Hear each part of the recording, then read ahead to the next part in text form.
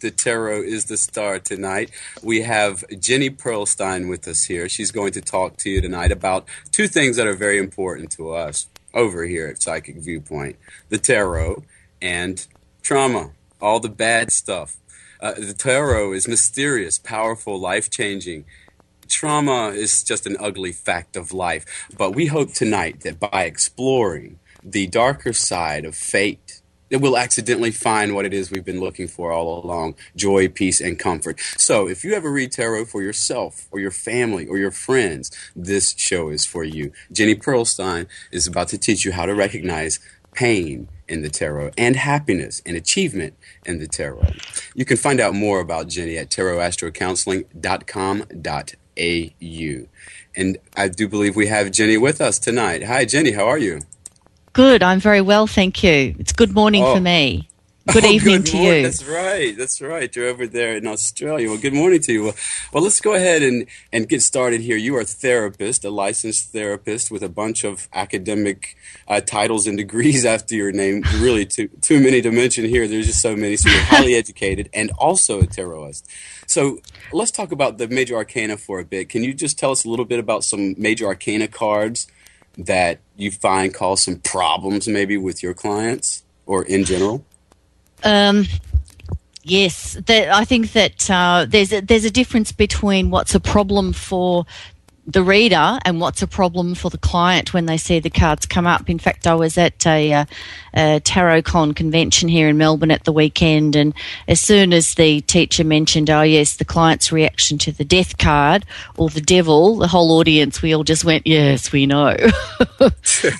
Clients so often see those cards and jump ahead, thinking, oh, it's going to be disastrous and so on. And I think that they're often challenges for the reader and the client. But I think that, the key things there, of course, are to say to people that it depends on the question, it depends on the context, it depends on the type of reading you're doing, but getting the client to see that, as you will say, it's okay, we get to that, and reassure them. And I often very simply say, look, death is about transformation. And yes, there might be some pain, there might be some grief and loss, and this may be either picking up on something that they've been through, going through, or a situation that might develop that way. And I really try to get across to them that it's a way of cleansing out themselves and their life and letting go of some things that might be challenging to them. And that the devil card really is all about fear, and by facing the illusion of that fear, you can often confront what's really holding you back and what's a deep challenge for you on that level. Often, I think for many of us, the devil can represent things that are addictive, which can include, I think a lot of people don't recognise that, relationships can be addictive, codependency. It's not just your alcohol and drugs, it's food, it's addiction to being just with other people that you can't cope with being alone. There's a whole range of aspects. So I try to reassure people, but it's also then trying to get across to them too that they have some resources within, and often the card can pick up on that. And, for example, the death card, I'll go into the actual characters on the card and say, how is each person responding, to the approaching death or change that might be occurring, and we explore that further. So that most of the time people, you can see the relief on their face as I explain that, and they relax and whilst they still need to, it's not trying to take away that it's all lovely and fluffy. It's trying to get across to them, there are challenges and there might be pain, and you're not going to change within unless you do have pain. Right. But it's something they can cope with. They have the resources within to cope with. Well, let's say that I'm doing a reading for a coworker. We're probably going to use the coworker a lot because I think that might be a general situation people might use, maybe a novice might use. And there are a whole bunch of court cards in this. Let's say the coworker asks me perhaps a relationship question, or even a question about their career, and there are a bunch of court cards in the spread. Though these can be confusing. How would you approach these? All those court cards. Yeah, people often get challenged by the court cards. It's strange because I suppose I've never found them to be such a great challenge. My approach to them is, as always, it's looking at them. You need to look at the overview of the reading. You know, what cards are there? What's the question? What's the question the person's asking? And just initially seeing how many court cards there might be. And if there's quite a few, then that often can represent that both. It could be something within the person themselves, the asker or the reader, the client. The person asking the questions or the client. But it could also mean another person. But I suppose because I'm a tarot counsellor, I'm very aware of things like projection. So that, for example, say the King of Wands comes up, and you're talking to a work colleague, but they're asking about relationship, and you might say, this is a person with charm and who's assured of themselves and is very visionary, courageous, and so on. And sometimes that can represent, and they go, oh yeah, I think that describes the person I'm quite interested in. Mm-hmm. And then I try to reflect it back to the person and say, but what is it within you that is like that? Mm-hmm. And what are you projecting out onto this person that, you know, you are feeling attracted to? So that's just an example of how I might work with the court cards. But I do sometimes use them as very literal. You know, if I say, is there a person that has these characteristics that's around in your life? And sometimes they'll say, no, not that I'm aware of. Well, then I focus on what's within the person themselves. So that's the way I tend to work with the court cards. And I don't stick, depending on the context of the reading and what's going on there. Sure. I will sometimes switch between, it can be both things. It could represent an outer person and an aspect of the person within themselves.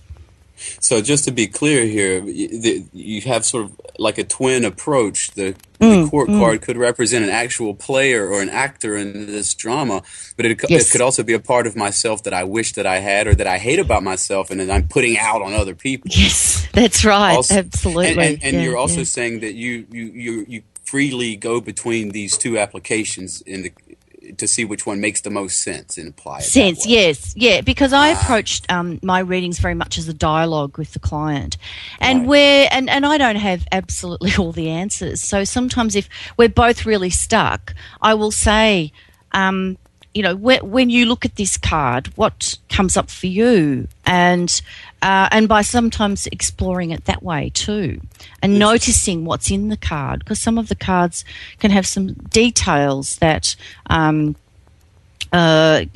really speak to a person and may inform the situation. You know, how the person, particularly in the court card, how they're dressed, which direction they're looking. You know, even some of the court cards, the person, the character is looking away. So the client may interpret that as, yes, I really like them, but they just don't seem interested in me.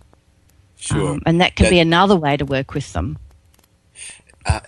That's a very clear way of handling what's always been kind of a very cloudy subject in the tarot, for sure. Now, as we went over, as I said, a lot of us are going to be reading for our family and our friends, and you know, you are a therapist, a counselor, and this is something different from the tarot. So, are there any just rough, broad sort of guidelines to help us out in just dealing with our loved one, or maybe even a client, in a way that's the most effective?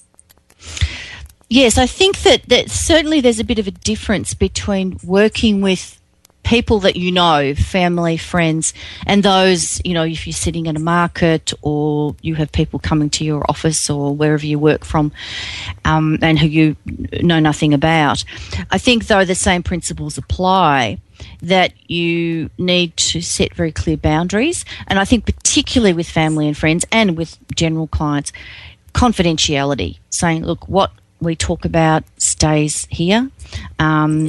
If some of you, the audience might be, I don't know, old enough to remember Get Smart and the cone of silence. And I sometimes use that imagery. I say, right, we are bringing down the cone of silence and what goes on between us stays here.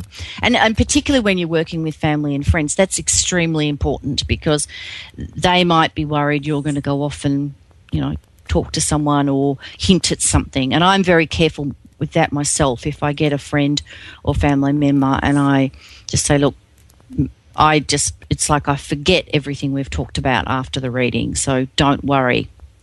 It's confidential. There are some areas that can be difficult. I think this is the caution I would say. Yes, whilst it's great for practicing with family and friends, there are sometimes areas where you feel in yourself, I don't want to go there. I don't want to ask about that issue. It's their, their relationship with my uncle or whoever it is. So sometimes I think it's important to just, what I use there is immediacy and go, look, I know you've got issues. What's coming up here? There are issues in your relationship with your husband, and that's my uncle. And I think it's better maybe we don't talk about that. Set some boundaries, or say to the person, ask them, look, I know this is a difficult issue for you and I know a little bit about it, but I don't know the full picture, and it's up to you whether you want to reveal those things to me. So always put it back to the client. Give them a sense of empowerment and control. If it's someone in your family or friends, they may go, yeah, we're probably better to leave that. Or, no, I'm happy for you to know more detail. So that's important. But you can use those same principles with anybody you're doing a reading for. Beautiful. It's one thing you really bring up here. I like how you emphasize that this is a mutual investigation where you are the detective and also the asker, the seeker, is also the detective. And that sort of leads me to my next question, because the way you're doing tarot is effective. This isn't a parlor trick. So let's suppose you're observing me giving an asker a tarot reading. Maybe it's a friend, maybe it's a client, who knows. Now, suppose the tarot leads us to a brutal truth for that poor asker. The asker doesn't want to hear it. It's something that the asker, she may have assumed that she knew everything about already, but the tarot hits her with something contrary to her assumptions, shocks her. Now, let's imagine you could step in at that moment. What would you say to me to help me be the most effective and to serve this asker's best interests? And what might you say to the asker? Okay. Well, what I would say is it's okay to pause, and if something that is a shock to the client comes up, to just take a breath, pause, and allow that new knowledge, that impact, to sit with the client, and that it's okay for you to stop and observe the person. Because I think that, those sort of shocks, different people react differently, and you need a little bit of time to both allow for that to sink in for the client, but also for you as the asker, as the reader, to observe what's happening for the client. How, body language, communication, words are only 7% of communication. Most communication is body language and tone and pitch of voice. And I'm sure we've all experienced it, where you can just see the facial expression on a client change, even a tear come to the eye, and the colour drain out of the person's face. That is telling you so much. It really is a shock. They are really emotionally challenged by this. So it's important that you mirror that. You sit back and just respect what they're feeling. And then as it maybe penetrates, to say to them, gee, I've just noticed that's really been a surprise to you. Or I can see that's shocked you. Or you're looking pretty sad about that information. So be immediate. but also empathic. And so step into their shoes and pick up as best you can what they're feeling. And that's really, in a sense, because I see a reading as both like a seesaw moving between the cards and counselling. So it's this sort of seesaw depending on what's happening for that particular client.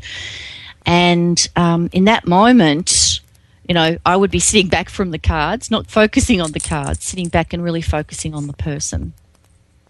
And then offering that empathy. And from that, often then the person, when you've empathised with them and said, wow, that's been a shock for you, they will often go, yeah, I really, hadn't realised this was going on, or that truth about myself, or whatever the situation is. And then that will open up the dialogue.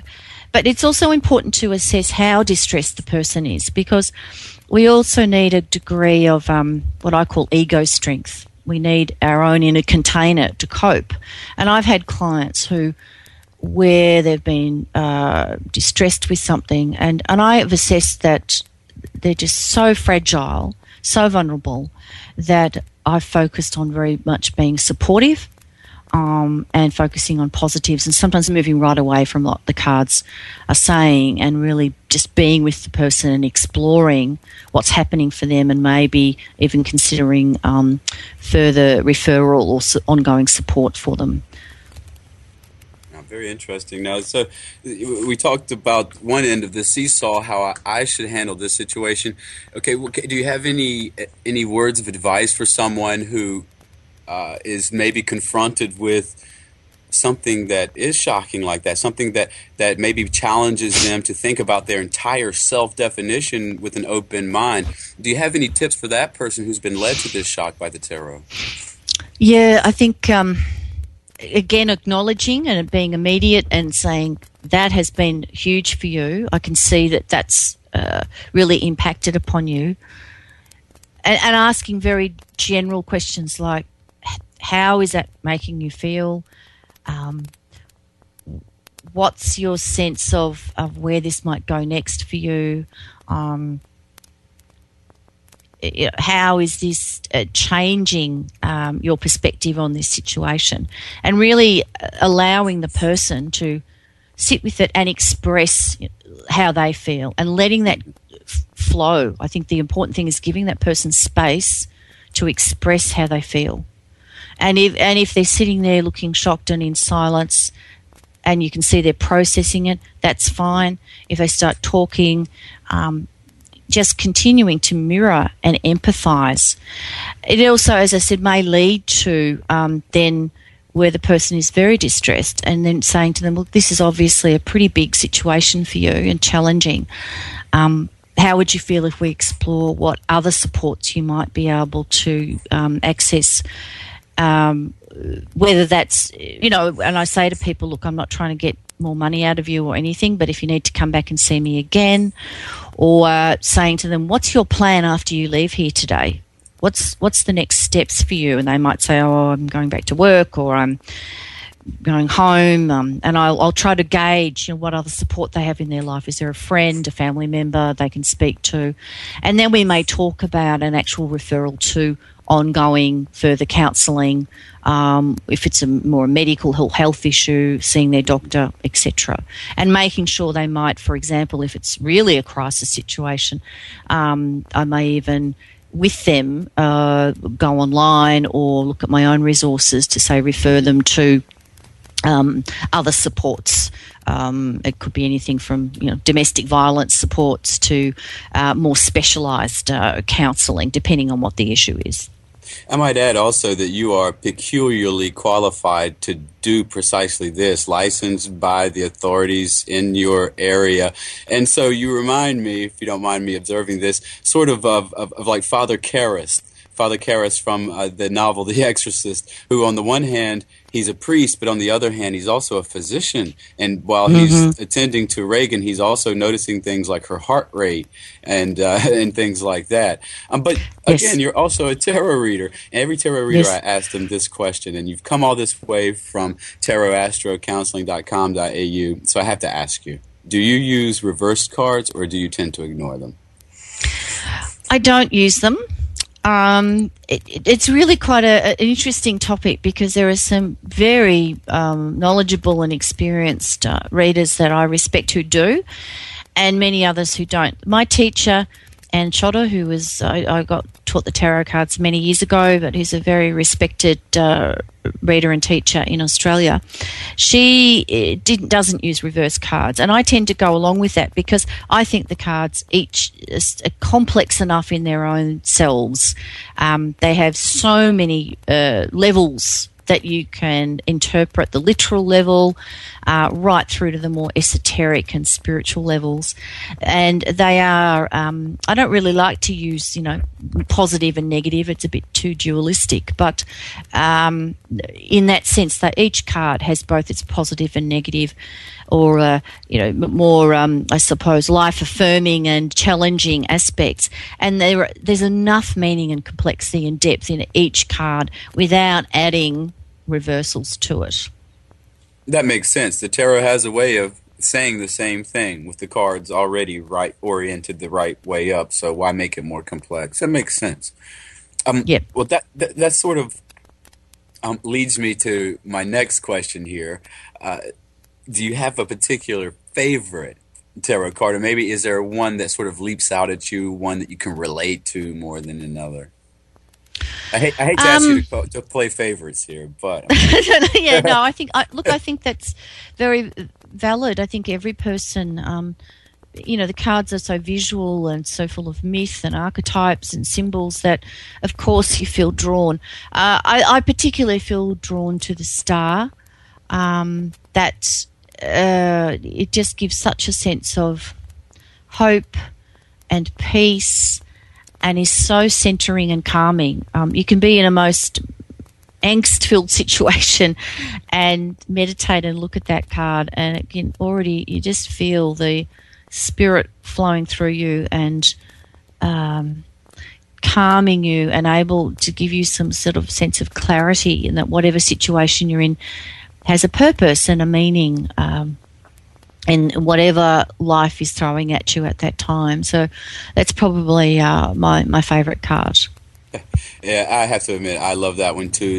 That's a definite green flag sort of card for me. When I see that, then I tend to think that things are going to turn out well, which sort of brings us to our next part of this interview here.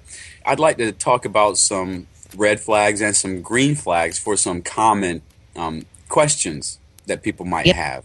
And obviously probably get a lot of relationship questions for family, business partnerships, romantic partnerships. So when you do a spread for a relationship type of a question, what sorts of green flags and do you hope to see, and what sort of red flags do you hope not to see?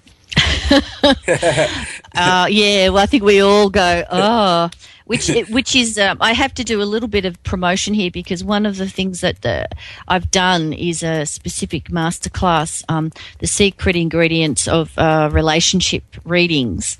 And that's on, I think I've sent you the link on Global Spiritual Studies, where I have a lot of my courses online because I do a large course on counselling and mental health skills, as well as shorter courses on secret ingredients to relationship readings, difficult clients, and other topics that I've got there. So, but on that question of relationships, what I like to see, I think is, first of all,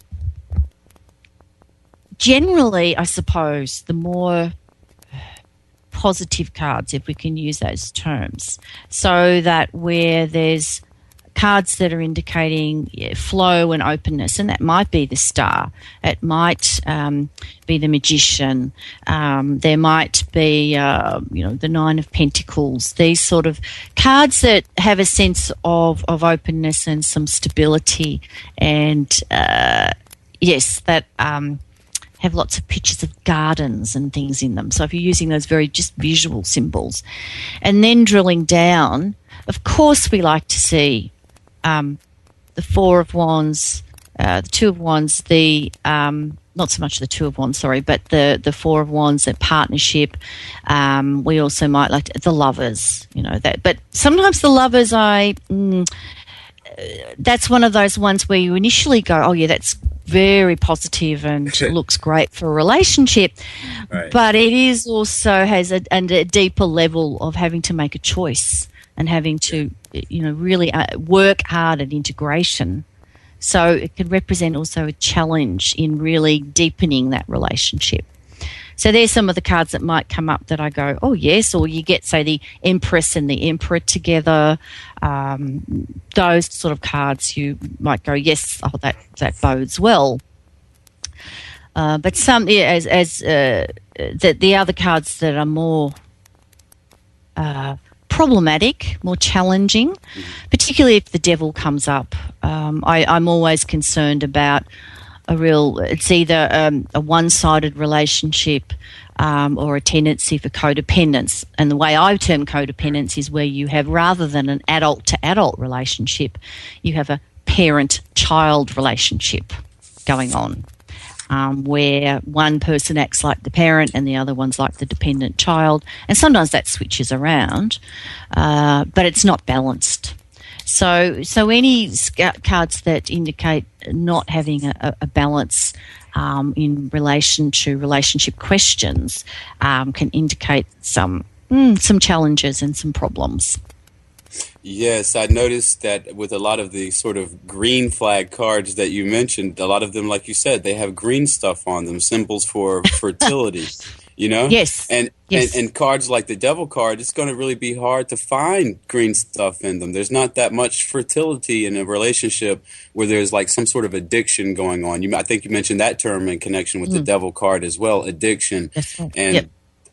And things of that nature. So I would imagine if you're at home doing a relationship question for your friend or family member and you see cards with a bunch of flowers and green stuff in them, then that's a fairly clear indication that we can expect something nice here.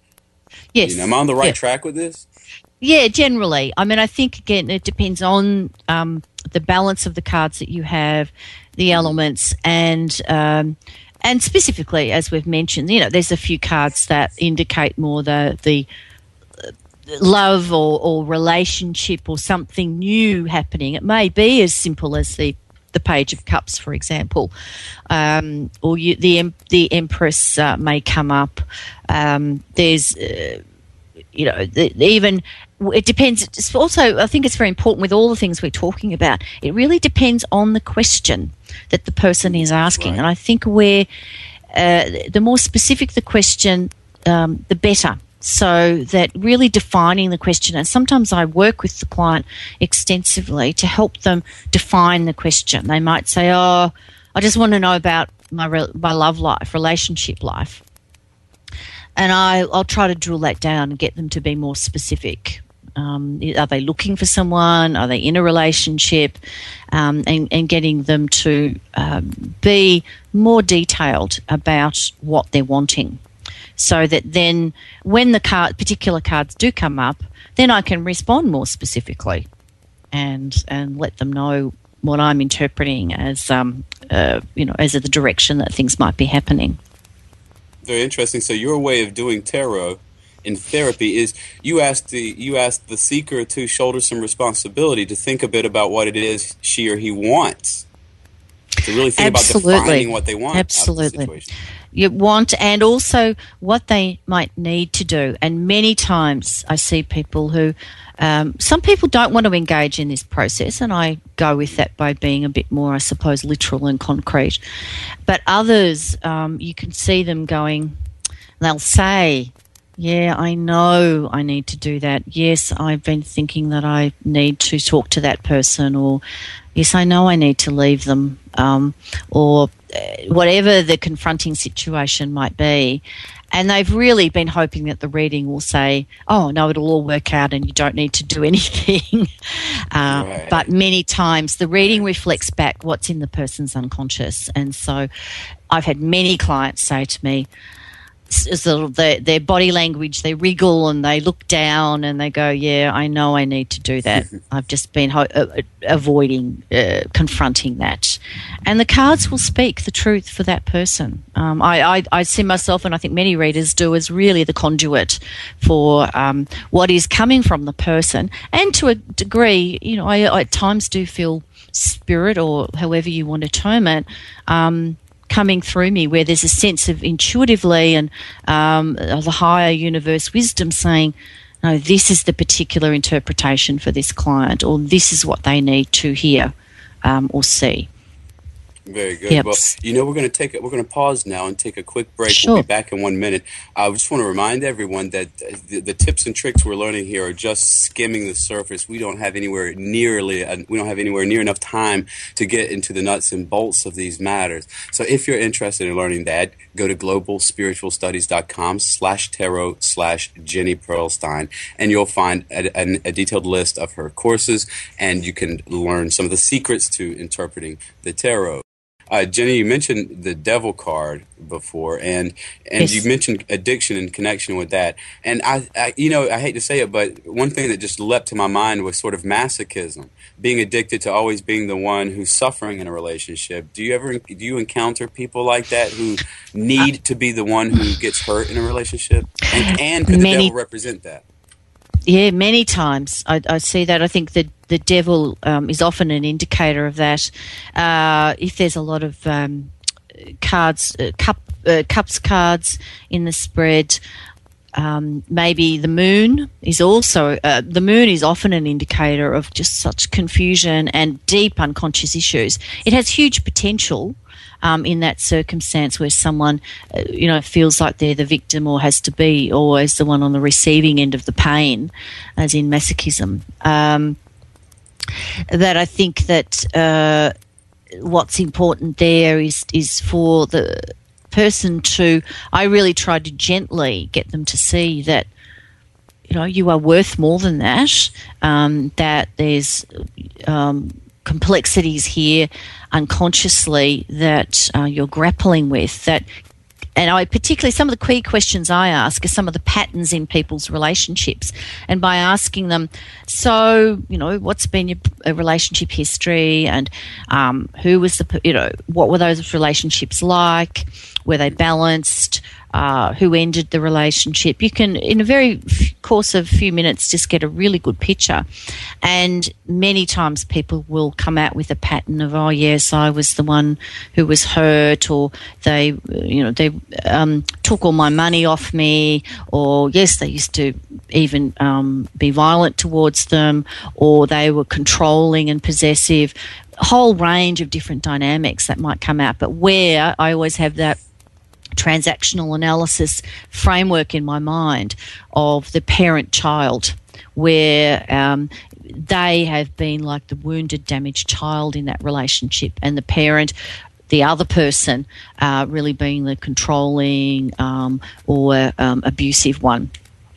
And the key with this, and this is where having either a background as a counsellor or training in these sort of areas, which I've got, is to look at the issues. All adult relationship issues come from your upbringing.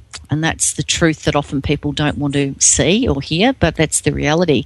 And particularly from when you're born till you're 3 years old, and even in utero, the family environment that you're in and grow up in, and that's the time when your brain is imprinted with those sorts of dynamics and issues that are going on, both between your parents and from your parents towards you. And where there can be lots of difficulties with attachment issues to usually the mum, but whoever the caring adult is. And so, and people then, I say, well, how was your upbringing, your relationship with your parents, and get a general picture. And often when someone is having a pattern of being the victim or on the masochistic end of relationships, there's often been a pattern of family dysfunction, abuse, and I use that very broadly because that often includes emotional and psychological abuse. And I have many people say to me, oh no, I had a good upbringing. And then I ask a few more detailed questions and you find out, oh no, dad was really dominating, mum was really passive.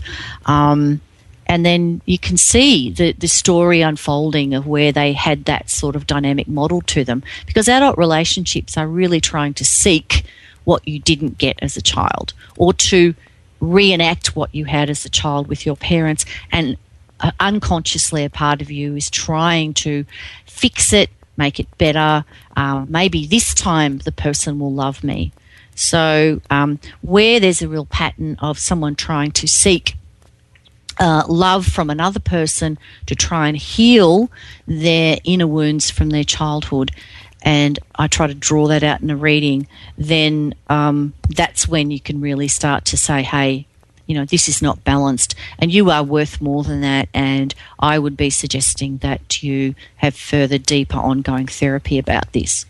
Some clients want to hear it and some don't, but many do, and I think I think the clients that come to me are particularly drawn to that. Instinctively they sort of know that that's the way I operate and what I look at. And that can be very challenging and hard for the person.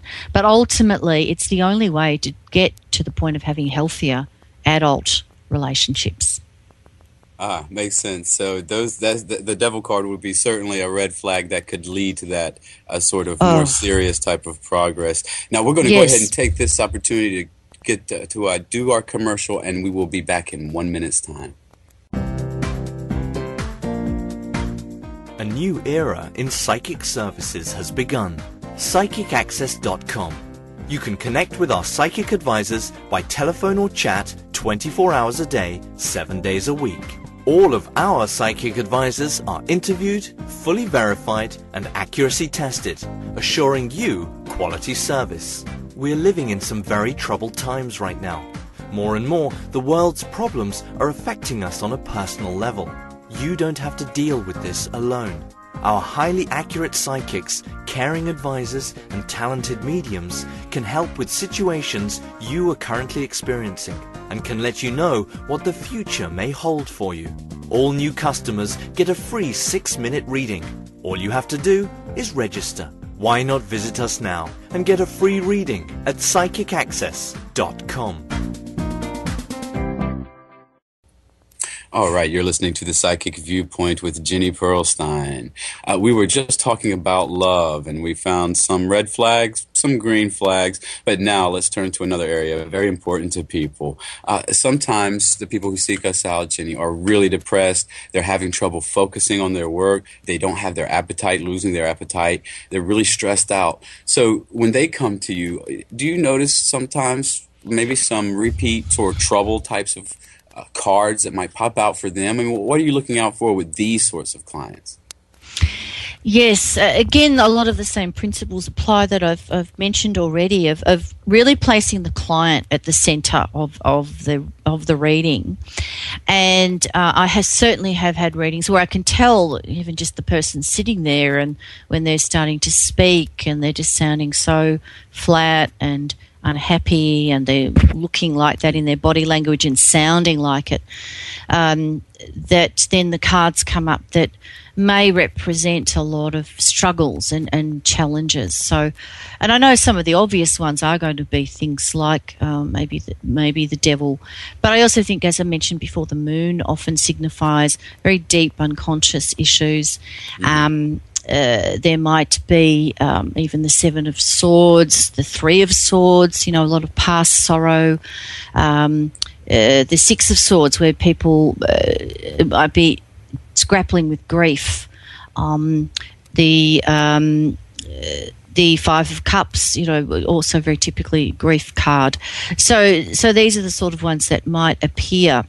The Six of Cups can also be quite significant in that it's one of those. That's one of those challenging ones in the minor arcana, because I think that it has a lot of mystical aspects to it, but on a very literal level, it has a sense of which it looks like a couple of children playing in a in the yard of a house. It is sweet, and then, isn't it?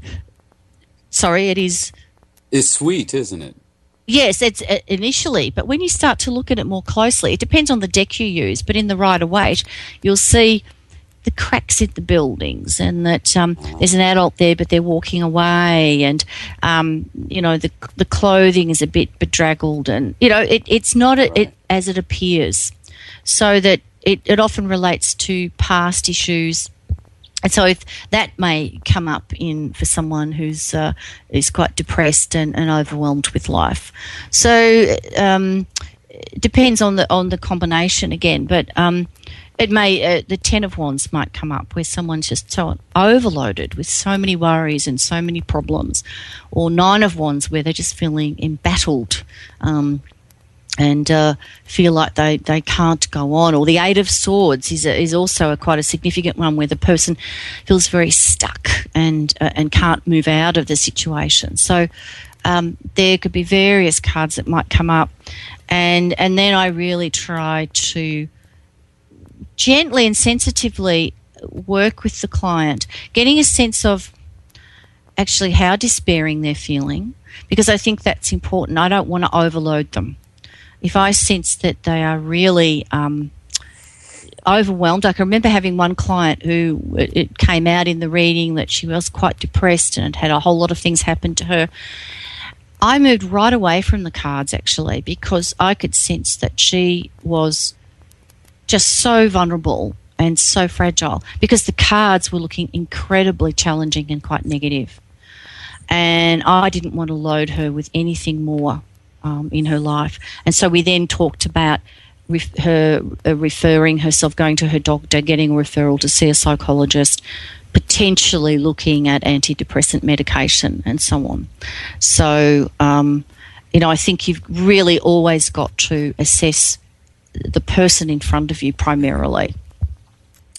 Interesting. You mentioned a lot of swords cards in there. What is it with that element that makes it so difficult for people? Yes, because so often their thinking is what's also affecting them emotionally, and ingrained beliefs. It's not just, we all think things that are a bit negative or pessimistic. I'm not going to get through this work today, or I've got too much on my plate. But when you start to get into deeper beliefs like I'm no good, or I'm not worthy, my life is full of crap, all of that sort of thing, or I'm guilty about something. And often those beliefs are so deeply ingrained that you're not even conscious of them. And that's where I think the real risk of depression or deep anxiety, etc., can emerge. Well, we're actually moving into the final part of our interview here, and I'd like to ask you a few questions about tarot spreads, because we focus a lot on the meaning of the cards, but isn't it true also that the spread defines the answer that you're getting? It contributes to the meaning as well. So what can you tell us about spreads, like your favorites, the most? I'm interested to hear this. Yeah, I have two particular ones that I use quite a lot, and I have to give acknowledgement back to my original teachers, and it's like they've stood the test of time. One I use is called the Life Spread, and I've modified it slightly, but it's where you look at the person's thoughts, their feelings, their spirit, and their health as the central cards, and then spread around that as a sort of outer circle. I look at home, work, love, and money. And so, of course, that's a great reading because it covers so many of the things that most people are going to ask about, particularly if someone says, I just want a general reading. Right. That's a really good core spread that I use.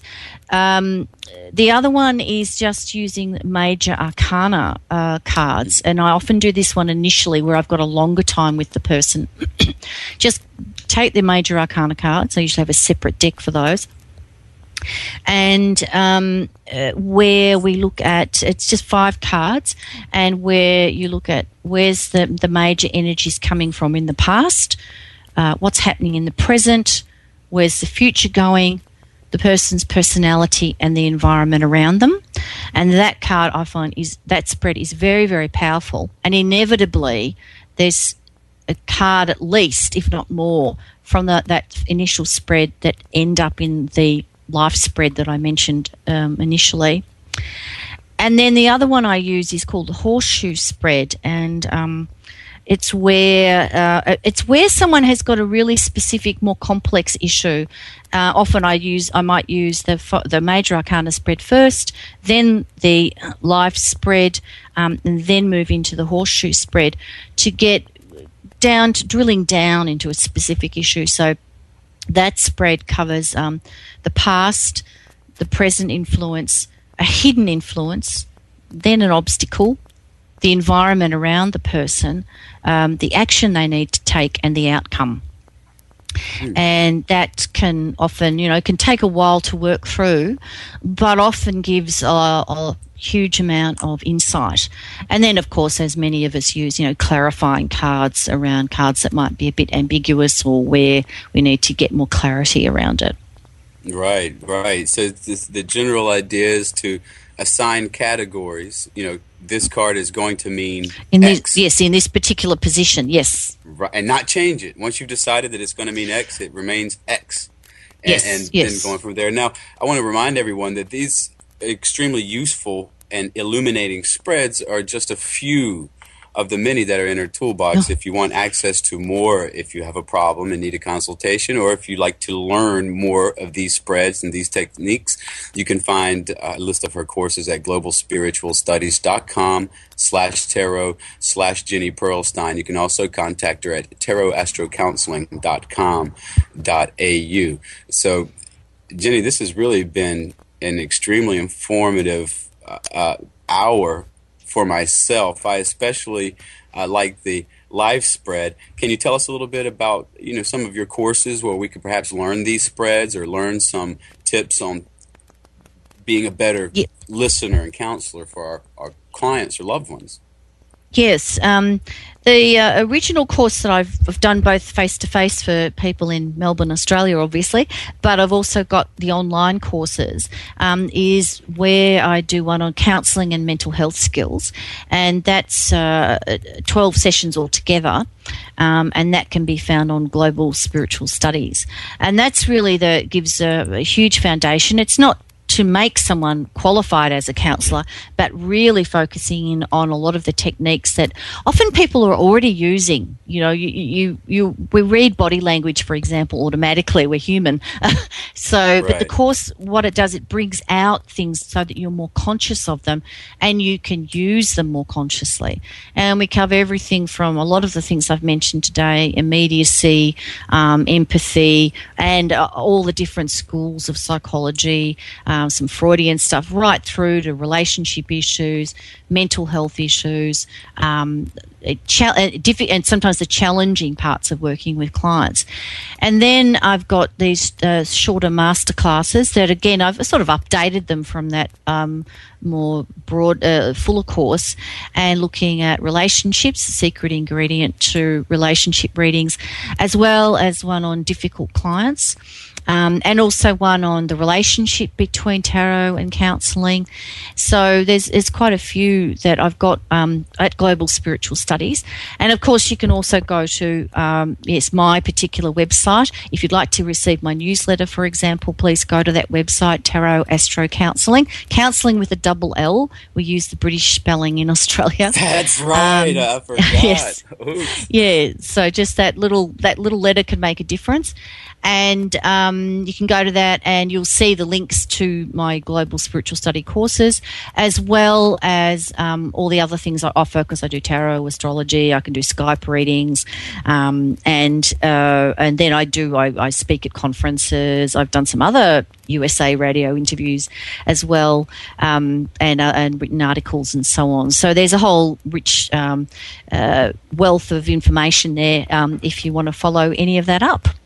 I got to say, everyone, Jenne, we've focused on we flirted with the dark side tonight. We've been negative here. I want everyone to know Jenne is really a very engaging, optimistic, bright and sunny person, and I do believe she probably would have rather if we'd focused on the brighter side of life tonight.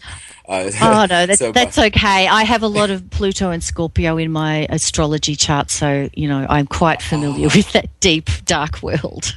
Well, they say that's the mark of the healer right there. Scorpio is a very healing type of energy, so you're definitely doing the right thing in life. I would have to say. Well, that is wonderful. I really appreciate you joining us tonight here on the Psychic Viewpoint, and definitely it would be worth your while to visit tarotastrocounseling.com.au to learn more about Jenne Perlstein. Jenne, thank you very much for joining us, and I hope you have a wonderful day down under.